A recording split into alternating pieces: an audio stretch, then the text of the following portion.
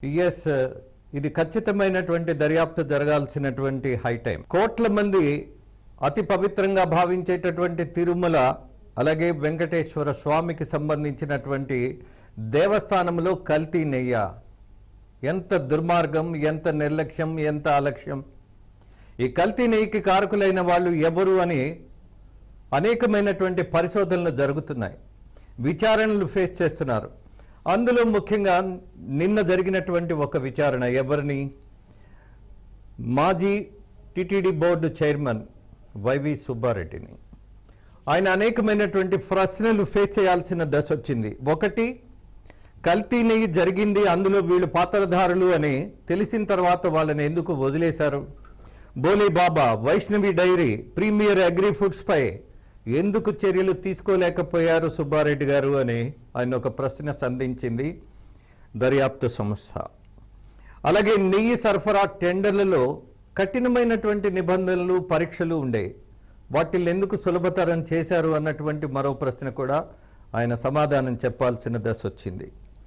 అలాగే మీ పిఏనే, స్వయంగా మీ పిఏనే లంచం అడిగారని ఫిర్యాదు వచ్చినా ఎందుకు పట్టించుకోలేదు అన్నటువంటిది కూడా ఇవాళ సుబ్బారెడ్డి టీటీడీ బోర్డు చైర్మన్గా ఉన్నప్పుడు జరిగినటువంటి ఈ ఉదంతం మొత్తం మీద హైదరాబాద్ నగరానికి వచ్చి సుదీర్ఘ విచారణ చేసినటువంటి పరిస్థితి చూసాం. నిజానికి దీనికి కారకులు ఎవరు ఎవరు ఎవరు అన్నటువంటి ప్రశ్న చాలా రోజుల నుంచి స్పెక్యులేట్ అవుతూ ఉంది. అసలు కల్తీయే జరగలేదని మాజీ టీటీడీ బోర్డు చైర్మన్, అలాగే ఆ కమిటీ చెప్తున్నటువంటి అంశం. కానీ జరిగింది అని పరీక్షల్లో తేలినటువంటి విషయంగా భావించినటువంటి సత్యం. ఎలా జరిగింది, ఎవరెవరు కారకులు అనంటే చాలా స్పష్టంగా సమాచారం అందింది. ఈ బోలే బాబా అనే అతనికి కనీసం ఎలాంటి ఇన్ఫ్రాస్ట్రక్చరు నెయ్యి తయారు చేయడానికి లేనే లేదు. అలాగే వైష్ణవి డైరీ, ఎవరు వీళ్ళ దగ్గర నుంచి తెప్పించుకొని చాలా అధీకృతంగా తిరుమలకి నెయ్యి సరఫరా చేసింది ఎవరు, వీళ్ళ వెనుకున్నది ఎవరు, వీళ్ళని ప్రోత్సహించింది ఎవరు? అలాగే కల్తీకి సంబంధించినటువంటి పదార్థాలు నెయ్యిలా కనిపించాలి, కమ్మటి వాసన రావాలి, వీటికి కెమికల్స్ వాడారు. ఈ కెమికల్స్ ఎక్కడి నుంచి తెప్పించారు, ఎవరు తెప్పించారు అన్నటువంటి సమాచారం కూడా ఇవాళ మన కళ్ళ ముందు వెక్కిరిస్తూ ఉంది. ఎంత అసహనం అంటే, దేవదేవుడి ఆలయంలో కూడా ఒక లడ్డు, అందులో ఉపయోగించే నెయ్యి కల్తీ అయ్యింది అని అంటే అసలు ఆ లడ్డు అంటేనే అద్భుతమైనటువంటి పదార్థంగా, అలాగే ఆశీర్వాదంగా భావించేటటువంటి కోట్లాది మంది ఉన్నారు. కానీ ఇవాళ వచ్చినటువంటి ఈ అవినీతి ఆరోపణ అనాలా, లేకపోతే అవినీతిని తేల్చిపారేయాలా అనంటే ప్రాథమికమైనటువంటి సమాచారం మేరకు ఇక్కడ అవినీతి జరిగింది అన్నది మాత్రం స్పష్టంగా కనిపిస్తుంది. కారకులు ఎవరు అనేది దర్యాప్తులో ఉండగా ఒక బాధ్యత కలిగినటువంటి జర్నలిస్టుగా వీళ్ళే అని చెప్పేటటువంటి సాహసం I don't think so. It is not good on my part.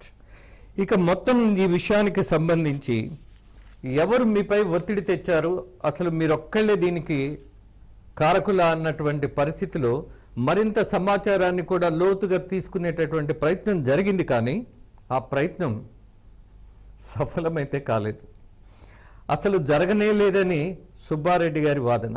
జరిగింది అన్నది ఈ దర్యాప్తు సంస్థలకు సంబంధించిన అధికారుల యొక్క ఆలోచన, అలాంటి నిర్ణయమే వాళ్ళకున్నది.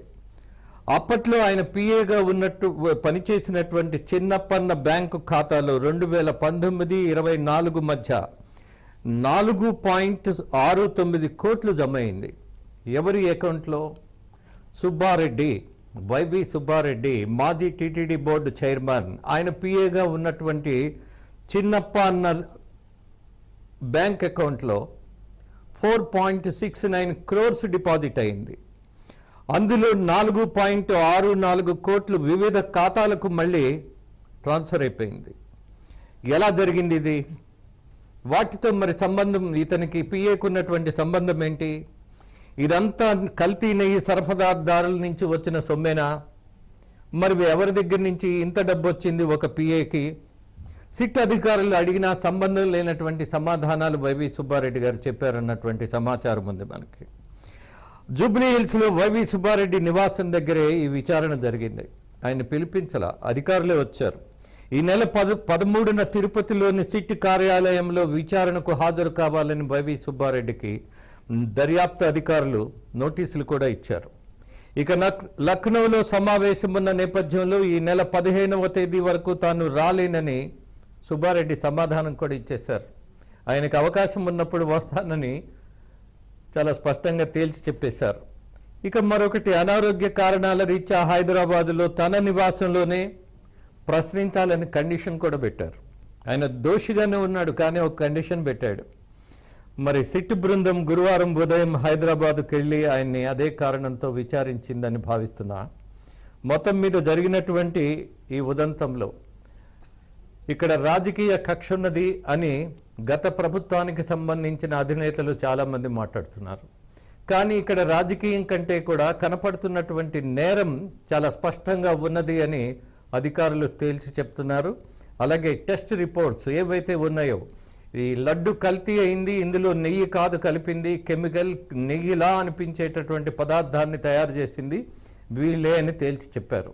చూద్దాం ఏం జరగబోతుందో.